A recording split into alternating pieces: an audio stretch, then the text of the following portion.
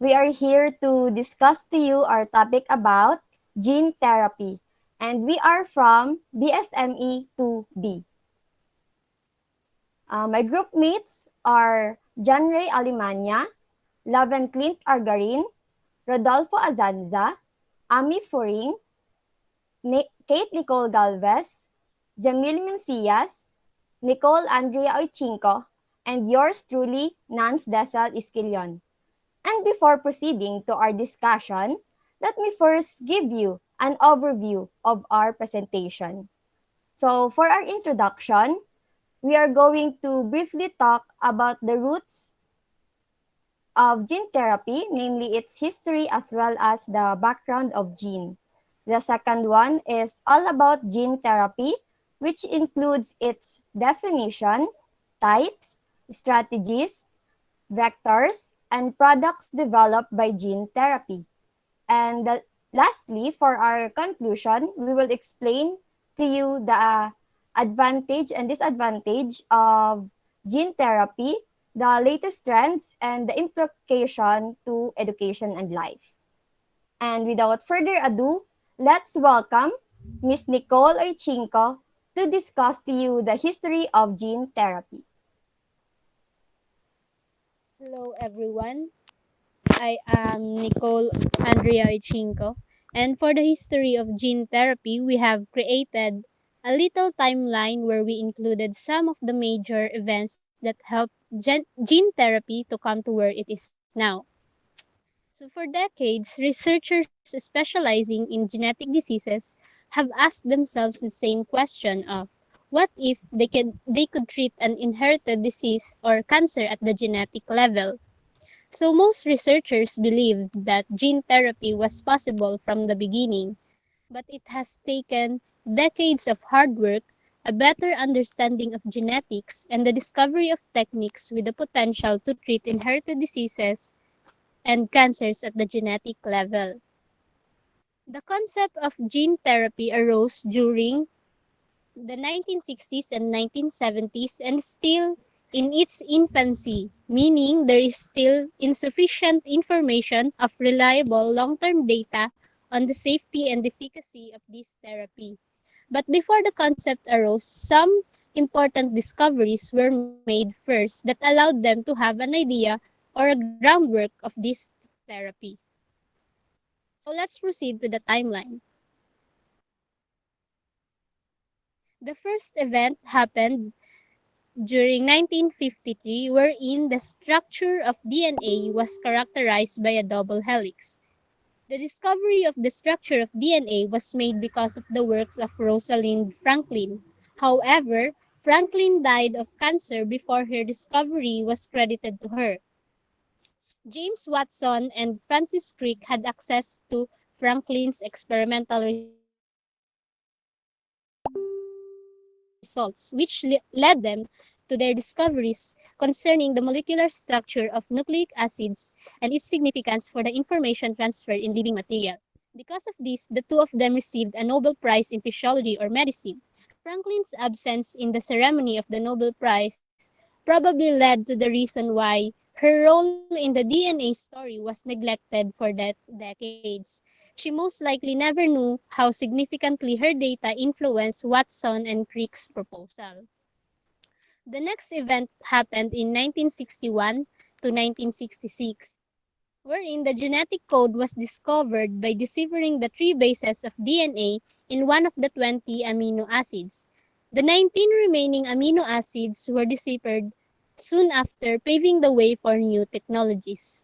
DNA consists of a code language comprising four letters, which is the U, A, C, and G, or the uracil, adenine, cytosine, and guanine, which make up what are known as codons, each three letters long. Interpreting the language of the genetic code was the work of Marshall Nirenberg and his colleagues at the National Institutes of Health. Their careful work, conducted in the 1960s, paved the way for interpreting the sequences of the entire human genome. Next is 1973. Researchers discovered a genetic engineering technique that allows genetic material from one organism to be artificially introduced, replicated, and expressed in another. This was a result of the collaboration between Herbert Boyer and Stanley Cohen when they met once in Hawaii, giving papers at a US-Japan joint meeting on plasmids. Their individual works were different but is related to each other. From then on, the two men laid their plans for a collaborative project. In their studies and experiments, DNA was spliced or joined into a plasmid carrier, which then inserted genetic material into an E. coli bacterium. When the bacterium reproduced, it replicated the foreign DNA and maintained the genetic material from the original organism. And this is how the technique was made and paved the way to the development of modern technology. Next is the 1980. Excuse me. One of the first times in gene therapy was tested in people and was done without permission from the university who provided for the National Institute of Health. The researcher lost multiple grants and NIH warned others that that human experimentation would not be tolerated. Excuse me. So it was Martin Klein who attempted gene therapy abroad without permission in two patients. Excuse me.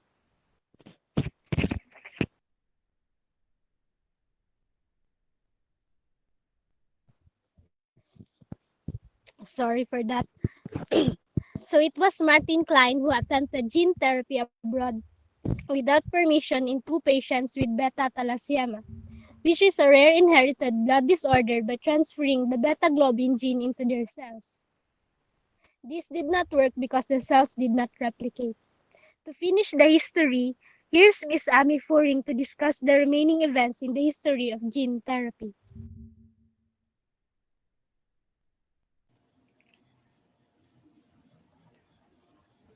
Thank you, Nico.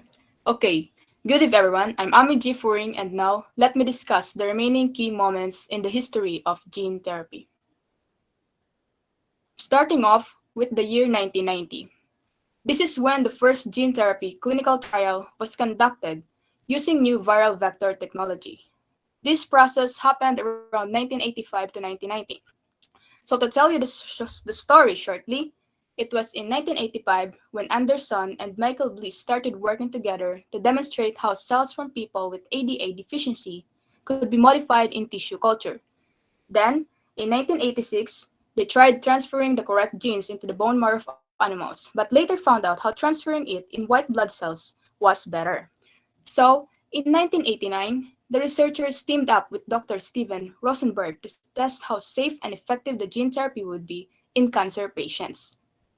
A viral vector was made that carries a DNA marker into those cells, and these marked cells allowed the researchers to see which TIL cells were the most effective and also confirmed that the engineered virus was safe for use in humans. So finally, in 1990, the 4-year-old girl and another 9-year-old girl with ADA deficiency were infused with their own corrected cells over 2 years. Moving on with 1999, the FDA and NIH created new programs, the Gene Therapy Clinical Trial Monitoring Plan and Transfer Safety Symposia. So in here, in an effort to ensure the safety and transparency of gene therapy clinical trials.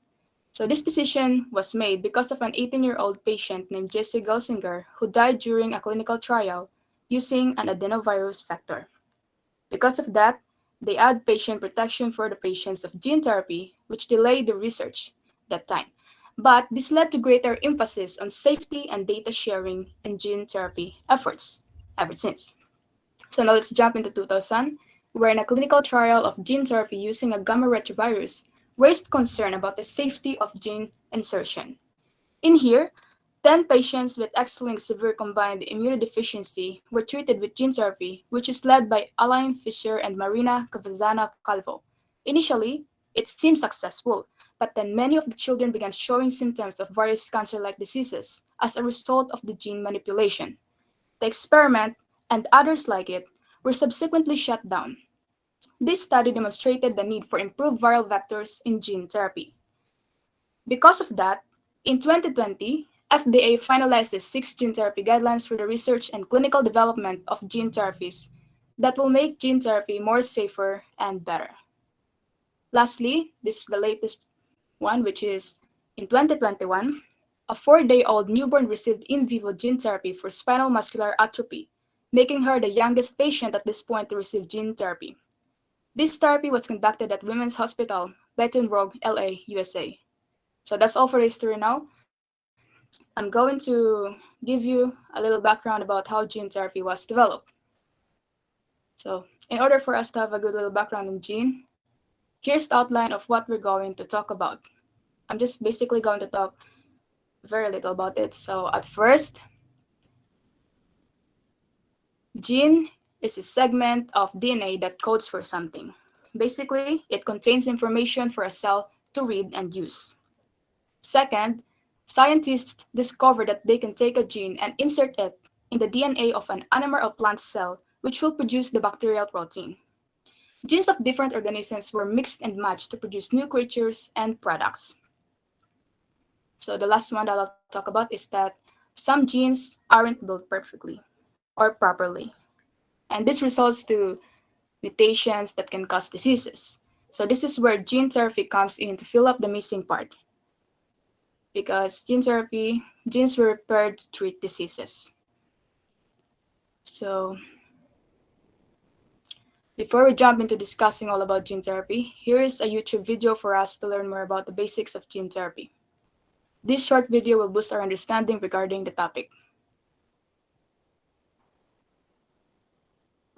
So, what exactly is gene therapy? First, let's start with the basics. This is a gene.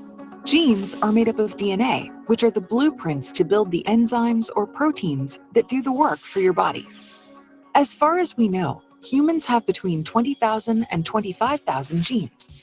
And most people have 2 copies of each gene, inherited from each of our parents.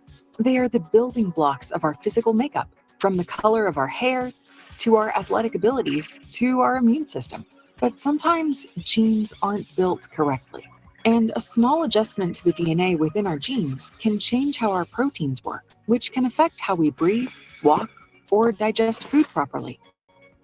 To better understand how genes change, here's Dr. Michelle Kalos. So our genes are mutating all the time as a result of chemical processes in the cell, as well as external influences like ultraviolet light. We can also inherit mutations from our parents. Now, when we wind up with these mutations, they can sometimes cause disease, and that's really where gene therapy comes in. If genes are like the blueprint to our body, gene therapy can fill in some missing drawings. Gene therapy is the introduction, removal, or change in genetic material, specifically DNA or its molecule cousin, RNA, into the cells of a patient to repair or change a gene to treat a specific disease. The transferred genetic material then changes how a protein or group of proteins is produced by the cell. It can reduce levels of certain disease-causing proteins, increase production of disease-fighting proteins, or even produce new or modified proteins within the cell. You may be curious how a gene and the genetic material it holds is transferred to the cell during gene therapy. Well, a gene cannot be directly inserted into a cell. Instead, a carrier, also known as a vector, helps deliver the gene. Typically, viruses are used as vectors because they've evolved to be very good at sneaking into and infecting cells. But in this case, their motive is to insert the gene or genes into the cell. The infectious part of a virus is removed, allowing it to still enter the cell's nucleus without making the patient sick. It's worth noting there are 2 kinds of gene therapy, in vivo and ex vivo. In vivo gene therapy, the genes are introduced directly into the patient's cells while the cells are still in the patient's body. In ex vivo gene therapy, cells are removed from the patient's body, then the genes are added to those cells in the lab, and the cells are then returned to the patient. The right approach depends on the disease that the patient has and the tissue that's affected, and that would tell us which is the best way to approach this. Advances in gene therapy research allow us to treat and hopefully someday avoid rare and debilitating diseases. For more information and resources about gene therapy and how it works, go to asgct.org.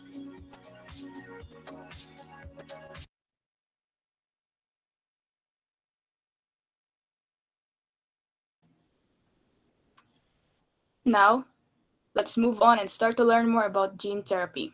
To start it off, here's Love and Clint are going to talk about the definition and types of gene therapy. Good evening. I am Lavin Clint Argarin, and in this part, I'm going to talk about the definition of gene therapy and its types. Now, let us first tackle the definition of gene therapy. Definition of gene therapy. Gene therapy is a technique that modifies a person's genes to treat or cure disease. Human gene therapy seeks to modify or manipulate the expression of a gene or to alter the biological properties of living cells for thera- ther- therapeutic use. So simply, gene therapy replaces a faulty gene or adds a new gene in an attempt to cure disease or improve your body's ability to fight disease.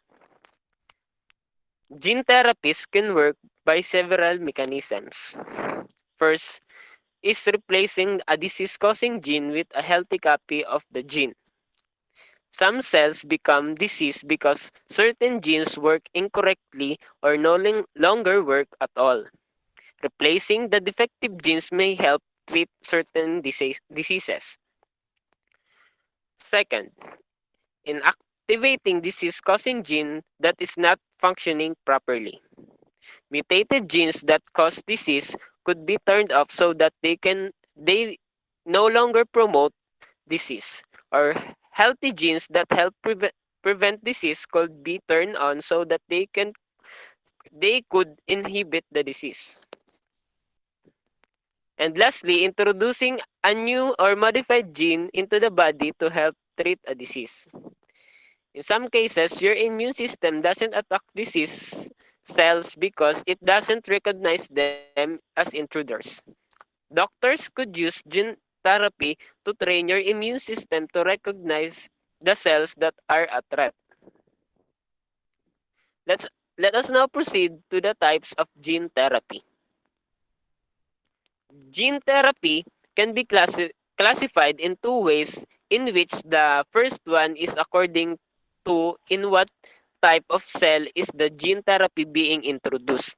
And the second one is based on how the genetic material is delivered to the cell. So here are the two types of gene therapy according to what cell is being treated. The somatic gene therapy and the germline gene therapy. First, let us know the difference between the somatic cells and germline cells to understand these types of gene therapy.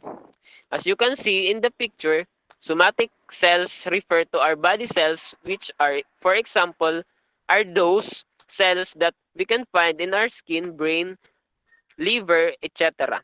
On the other hand, germline cells is also called as the gametes, refer to our reproduction or sex cells such as sperm cell and egg cell, and DNA here can be passed down to succeeding generations. Getting back to the gene therapy, the first type of gene therapy is somatic gene therapy. Somatic gene therapy is transfer of section of DNA to any cell of the body that doesn't produce sperm or eggs. So the gene therapy is introduced to a certain body cells for treatment, and since it is only body cells and does not involve sperm or eggs, the effects of gene therapy will not be passed into the patient's children. On the other hand, germline gene therapy is transfer of a section of DNA to cells that produce eggs or sperm so that effects of gene therapy will be passed into the patient's children and subsequent generations. Now let's proceed to the other classification of gene therapy, which is according to the way of how genetic materials is delivered to the cell. The first one is the in vivo delivery.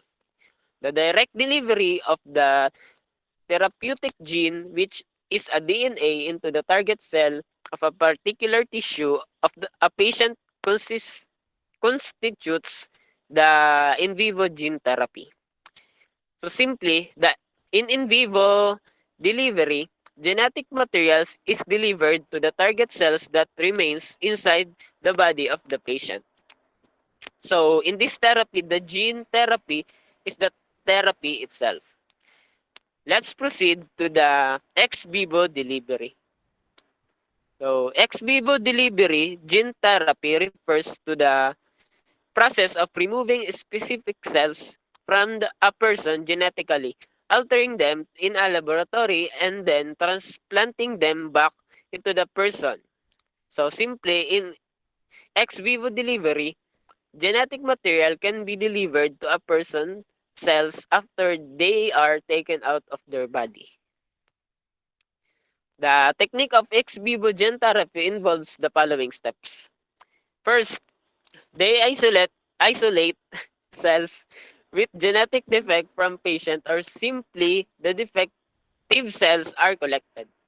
Next, they grow the cells in culture. Then, they will introduce the therapeutic gene to correct gene defect then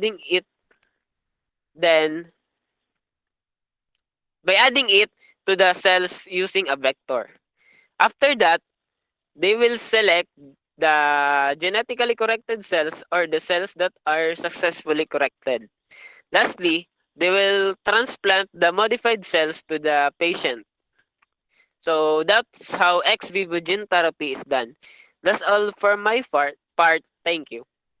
The the next reporter will be Kate Nicole Galvez, which will discuss vectors and strategies.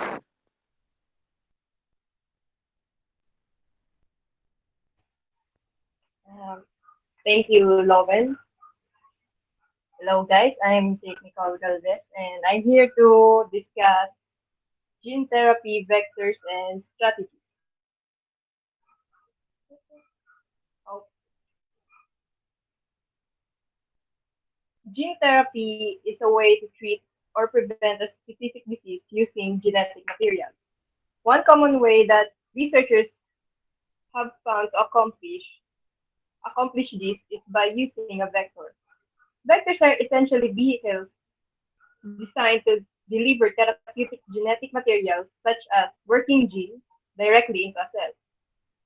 There are four main types of viral vectors: adeno-associated viral, adenoviral, lentiviral, and retroviral, each with own unique characteristics, uses, and limitations.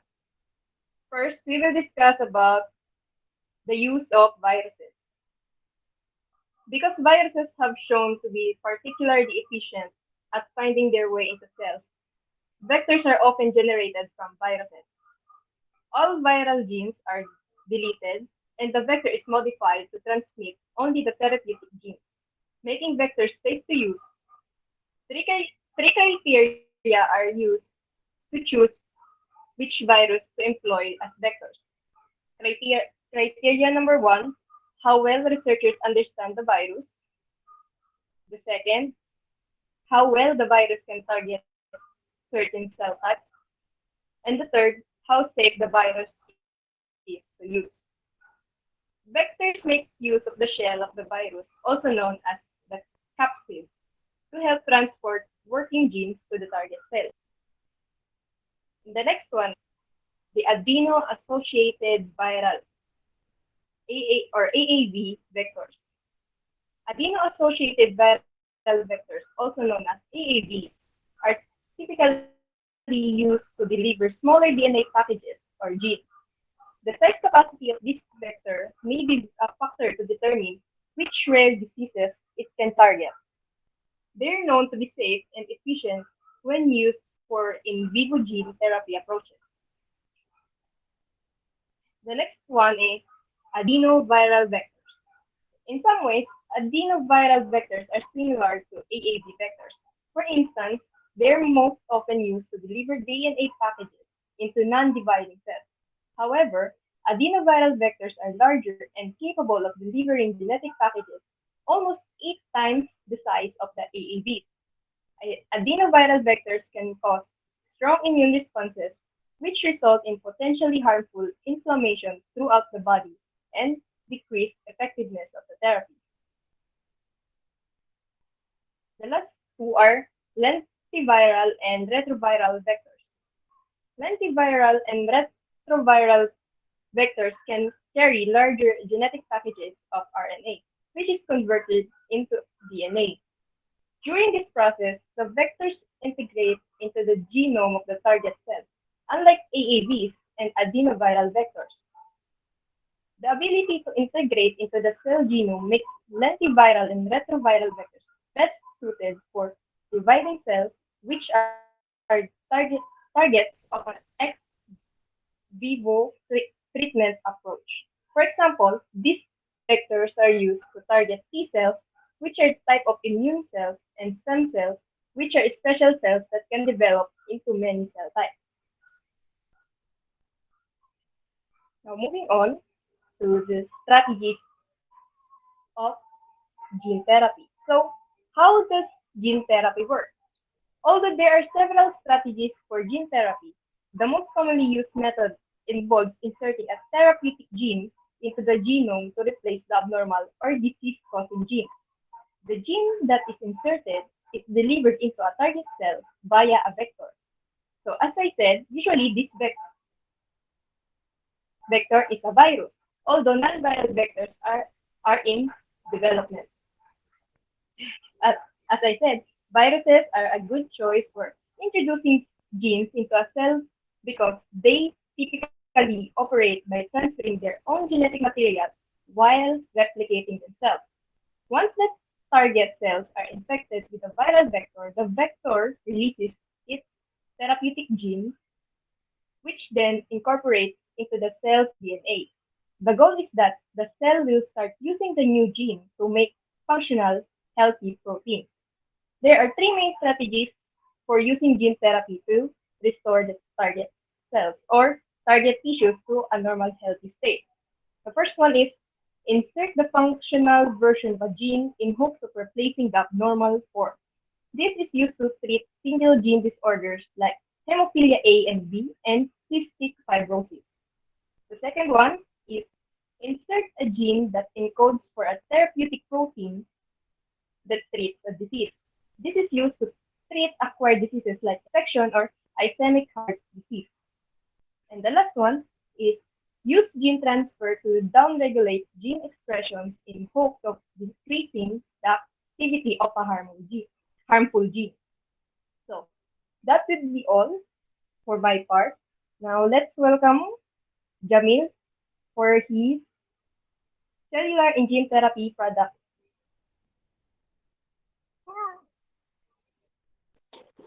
So, thank you so much, Kate. Hi, hello, good evening, everyone. I am Joel Mencias, and let us now proceed to gene therapy products. So, as said earlier, basically, human gene therapy seeks to modify or manipulate the expression of a gene or to alter the biological properties of living cells for therapeutic use. And gene therapy products are being studied to treat diseases, including cancer, genetic diseases, and infectious diseases. And gene therapy is presently starting to become commercially profitable as a number of gene and cell-based gene therapy products have entered the market and the clinic. So it means that gene therapy is very beneficial in terms of health, but it is very pricey. So since these are products, it must undergo legislation before administering to the patients. So a product must possess a certificate of pharmaceutical product or CPP, wherein it is a certificate issued in the format as recommended by the World Health Organization, and it is a document that is internationally recognized by national drug regulatory authorities for establishing the status of a national drug regulatory of a pharmaceutically product under a national product licensing system. And of course, all products also need to undergo safety tests and needs to be approved under the authorities of the FDA or the Food Drug Administration. We have varieties of gene products all over the world. So here we have some different examples of the products of gene therapy. First is we have the Abecma. So Abecma, it is manufactured by the Celgene Corporation, a Bristol Myers Squibb company. And its indication, it is a treatment of adult patients with relapse or refractory multiple myeloma after 4 or more prior lines of therapy, including an immunomodulatory agent, a proteasome inhibitor, and an anti-CD38 monoclonal antibody. And Abecma is also a medicine made from your own white blood cells. The cells are genetically modified to recognize and attack your multiple myeloma cells. The second one is we have the Allocord, and it is manufactured by the SSM Cardinal Glennon Children's Medical Center. And its indication is for the use in unrelated donor hematopoietic progen- progenitor cell transplantation procedures in conjunction with an appropriate preparative regimen for hematopoietic and immunologic reconstitution in patients with disorders affecting the hematopoietic system that are inherited, acquired, or result from the myeloablative treatment. Third, we have the Breyanzi, and it is manufactured by the Juno Therapeutics Incorporation. And its indication, it is for the treatment of adult patients with relapse or refractory large B-cell lymphoma after 2 or more lines of systemic therapy, including diffuse large B-cell lymphoma or DLBCL, not otherwise specified, including DLBCL arising from indolent lymphoma, high-grade B-cell lymphoma, primary mediastinal large B-cell lymphoma, and follicular lymphoma grade 3B. And next, we have the Luxturna, and it is manufactured by the Spark Therapeutics Incorporation. And its indication, it is an adeno-associated virus vector-based gene therapy indicated for the treatment of patients with confirmed biallelic RPE65 mutation associated retinal dystrophy. So patient must have viable retinal cells as determined by treating physicians.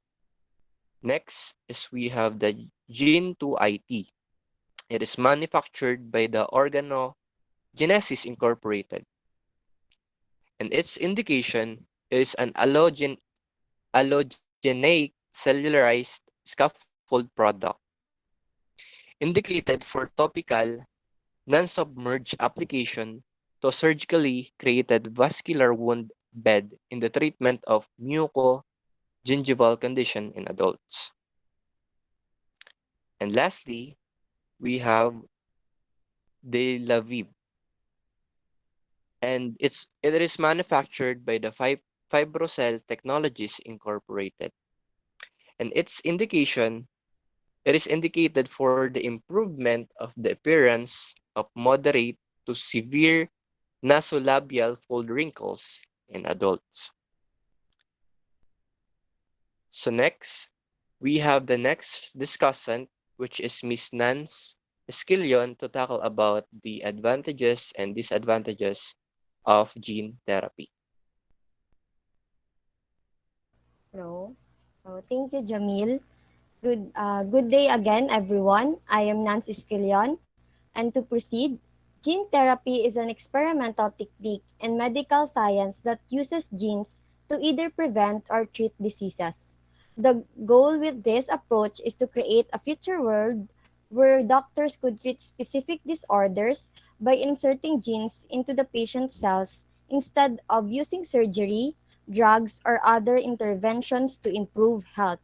And by this, I will discuss to you some advantages and disadvantages of gene therapy in order for us to understand its effect and benefits as a promising treatment option that is potentially useful for some inherited disorders, cancers, viral infections, and other targeting diseases that have no other cures. And for the first advantage, it can treat diseases or illnesses in meaningful ways. About 1 in 10 people in the United States have a condition or diseases classified as being rare.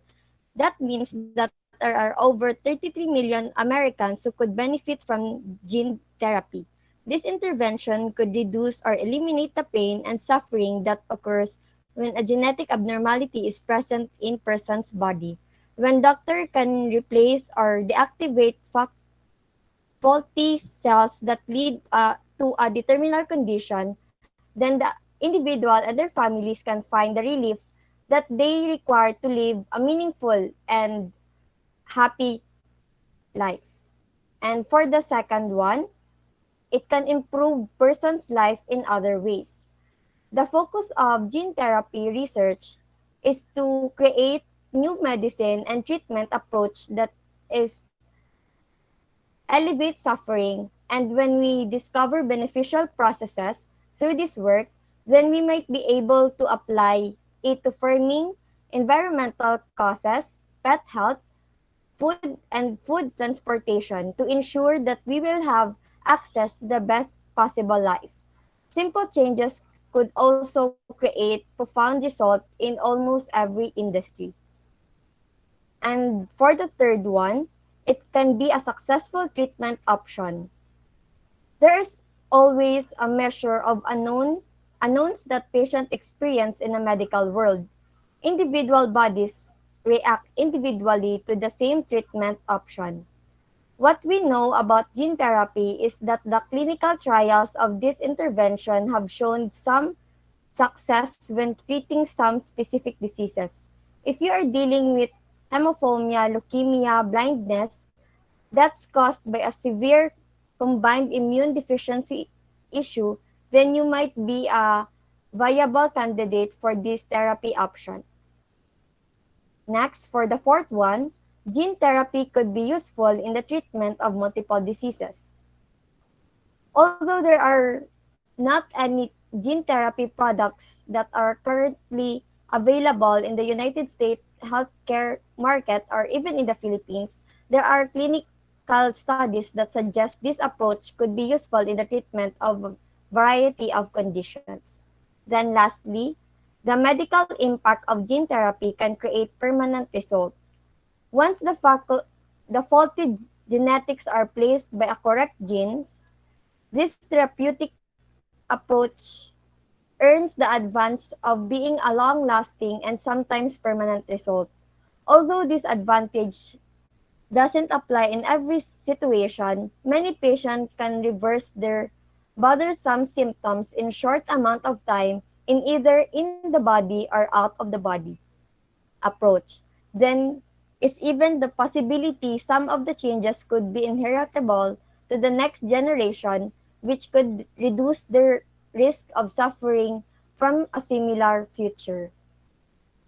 And moving forward, on the other hand, we'll have the first disadvantage.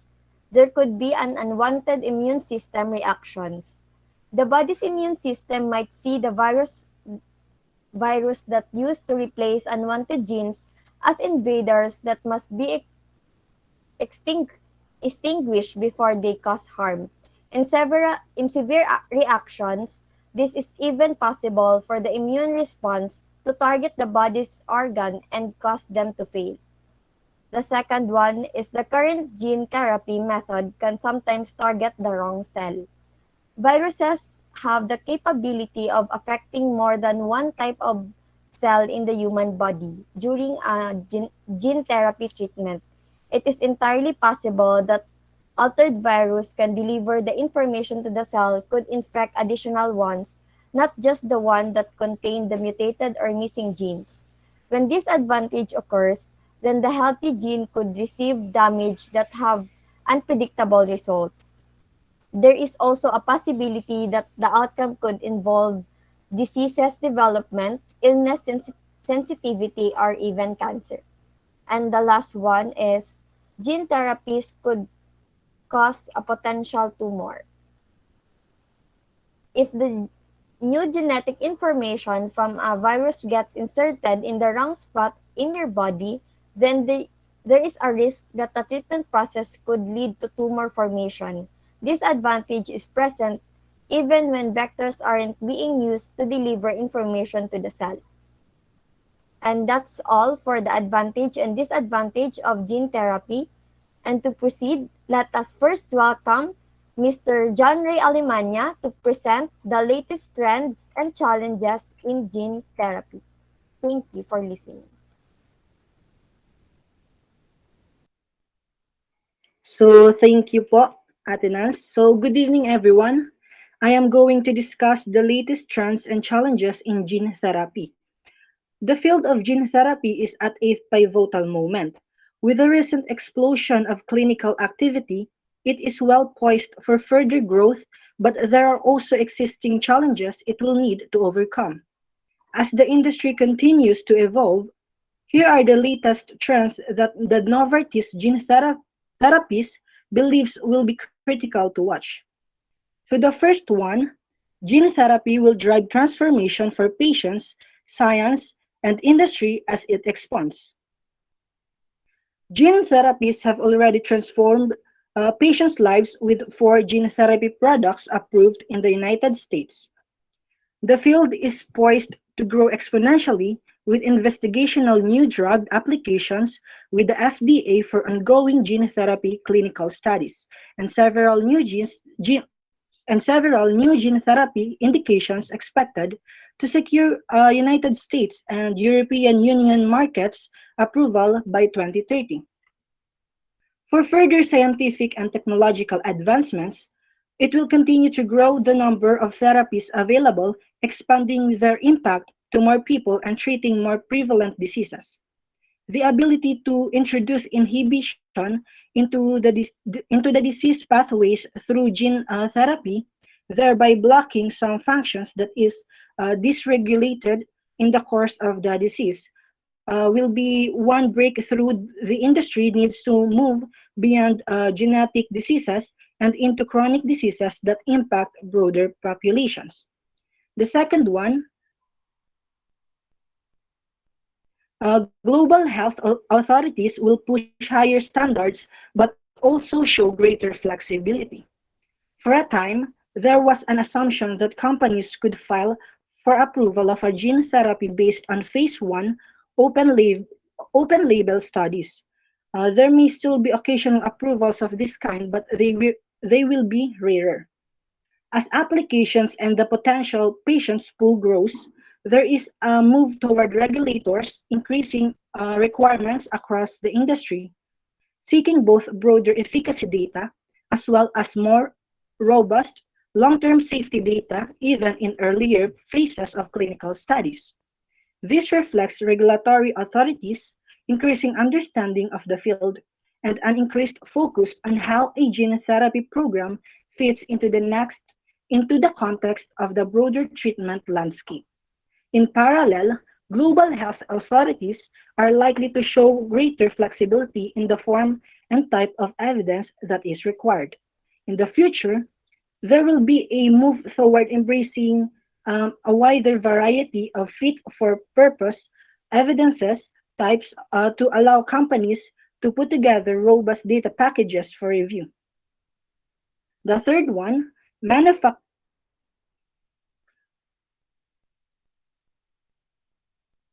so the third one, manufacturing will be the key will be key to the success of gene therapy growth and innovations.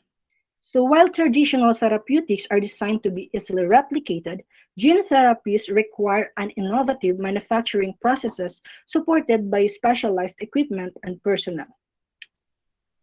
It has become apparent that regulators prepare sponsors have commercial grade process and product ready at the time of clinical development.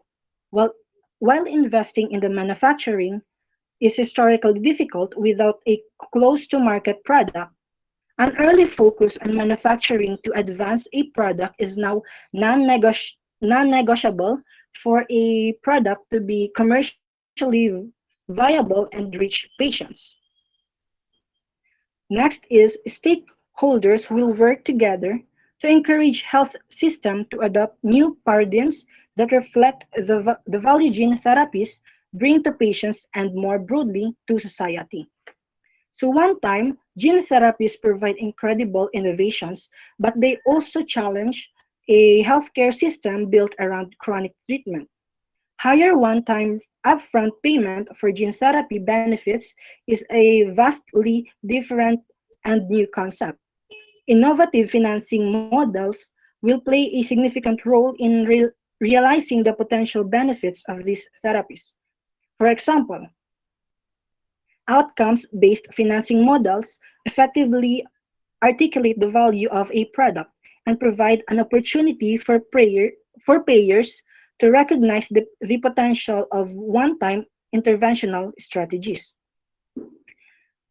The last one, there will be no one-size-fits-all approach for a therapy's path to market.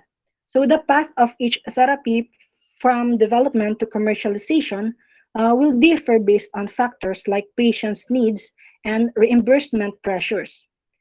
The field will learn to adapt to this new reality and collect best practices as each new therapy is brought to market. Already established platforms will play a vital role moving forward, providing consistency and experiences across manufacturing, analytics, biodistributions, and safety.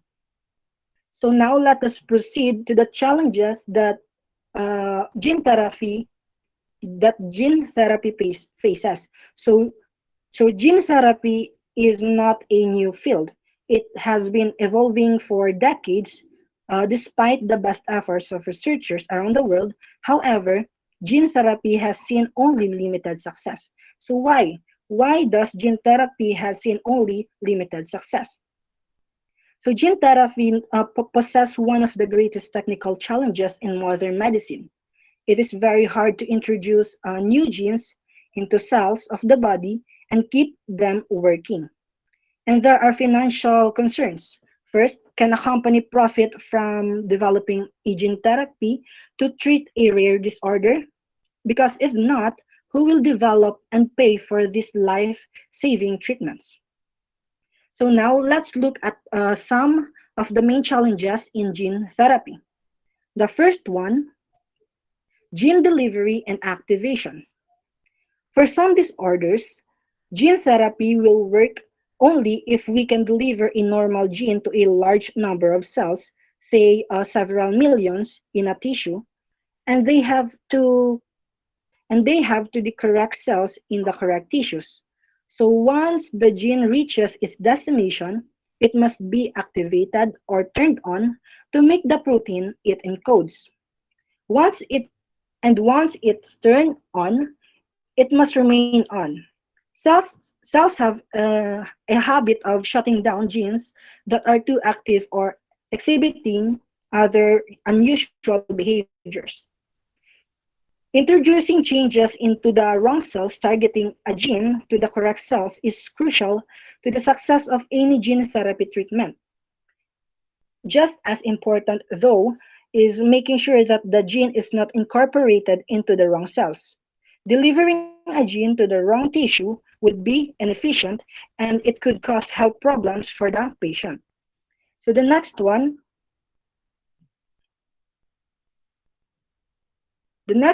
is immune response. Our immune system are very good at fighting off intruders such as bacteria and viruses. Gene delivery vectors must be able to avoid the body naturally surveillance systems. An unwelcome immune response could cause serious illnesses or even death. This, for example, the story of Jazz Gelsinger illustrates these challenges. This challenge. So, Gelsinger, who had a real who had a rare liver disorder, participated in 1999 gene therapy trial. He died of complications from an inflammatory response shortly after receiving a dose of experimental adenovirus vector. His death halt all gene therapy trials in the United States for a time, sparking a much needed discussion on how best to regulate experimental trials and report health problems in volunteer patients. So next, the third one, disrupting important genes in target cells. A good gene therapy is one that will last. Ideally, an introduced gene will continue working for the rest of the patient's life. For this to happen, the introduced gene must become a permanent part of the target cell's genome, usually by integrating or stitching itself into the cell's own DNA. But what happens if the gene stitches itself into an inappropriate location,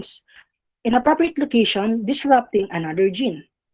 This happened in two gene therapy trials aimed at treating children with X-linked severe combined immune deficiency or SCID, and people with this disorder have virtually no immune protection against bacteria and viruses. To escape infections and illnesses, they must live in a completely germ-free environment. For example, between 1999 and 2006, researchers tested a gene therapy treatment that would restore the function of a crucial gene, gamma C, in cells of the immune system. The treatment appeared very successful, restoring immune functions to most of the children who received it. But later, five of the children developed leukemia, a blood cancer. Researchers found that the newly transferred gamma C gene had stitched itself into a gene that normally helps regulate the rate at which cells divide. As a result, the cells began to divide out of control, causing leukemia. Doctors treated four of the patients successfully with chemotherapy, but the fifth died. This unfortunate incident raised important safety concerns, and researchers have since developed safer ways to introduce genes. Some newer vectors have featured that target DNA integration to specific safe places in the genome where it won't cause problems. And genes introduced to cells outside of the patient can be tested to see where they integrated before they are returned to the patient. Lastly, lastly is the commercial viability. Many genetic disorders that can potentially be treated with gene therapy are extremely rare, some affecting just one person out of a million. Gene therapy could be life-saving for these patients, but the high cost of developing a treatment makes it an appealing prospect for pharmaceutical companies. So developing a new therapy, including taking it through the clinical trials necessary for the government approval, is very expensive.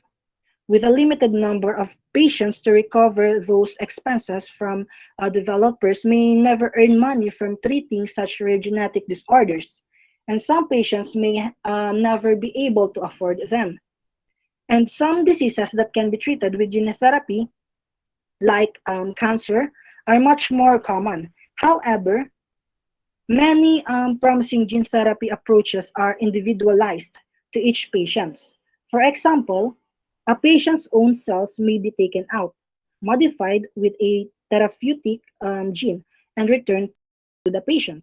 The individualized approach may prove to be very effective, but it also costly or it is very expensive. It comes at a much higher price than drugs that can be manufactured in bulk, which can quickly recover the cost of their development. So that would be all in my part. And now let's go to the next topic, which is the implications to educations and life, which will be discussed by Mr. Rodolfo Asensa. Thank you, John Ray. Greetings, I am Rodolfo Zanza. Now that you have learned about gene therapy from its history, types, vectors, and advantages and disadvantages, here are some implications of gene therapy. Let's proceed. Implications to education. Sir, next, please. Education relies on this learning capacity and it should optimize cognitive functions taking into account of human culture. The brain forms during embryonic and fetal development under the direction of a certain genetic program. Neural plasticity is the cellular basis of learning. There have been no long-term studies on the gene modification therapy at this point in time to test for any adverse long-term reactions such as sterility, disability, autism, and etc. Which also raises the question of whether the risk of an experimental genetic procedure far outweighs the risk and impact of the virus. Based on the article modification therapy states that I applaud Dr. Charles D. Hoffey for taking the extra steps to alert Dr. Bonnie Henry and hope to see more of our physicians and medical staff taking the time or small. The problem is further compounded in that control group in the original study have received gene modification therapy. The jab has been rolled out to people all across the country, and although some doctors are reporting normal side effects that their patients are showing, such as irritations at the injection site, other doctors have also been reporting severe reactions to this vaccination, such as Dr. Charles D. Hope in Lytton, BC. However, these side effects are not being reported on mainstream media, nor are they being released to the public in any form that I have found. Next one, implication to life. Human, enhanced, human enhancements. As human gene therapies get safer, they will begin to migrate from the must-fix diseases toward the nice-to-fix diseases. Bring these two visions restoring experiments together will become possible. First is superhuman eyesight could someday transition from comic books to everyday life. Eyes to allow them to see in other colors, say ultraviolet, as do insects, fish, reptiles, and reindeers. Gene therapies will likely be used for cosmetics, athletics, and longevity. We will begin to shape our own evolution, our negative traits in ourselves and our kids. Viral gene therapies have been primarily focused on obscure human diseases. Few people understand just what a broad influence these techniques could eventually have on our species. Next, please.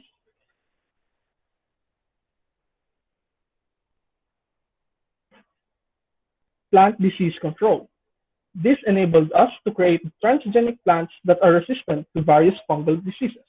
Despite extensive cultural practice and the use of chemical fungicides, the annual economic loss to plant diseases amounts to hundreds of billions of dollars. The world needs more and more food to support its ever-increasing population, whereas the planet demands reduced exploitation of its natural resources and constrained abuse and contamination of its environment.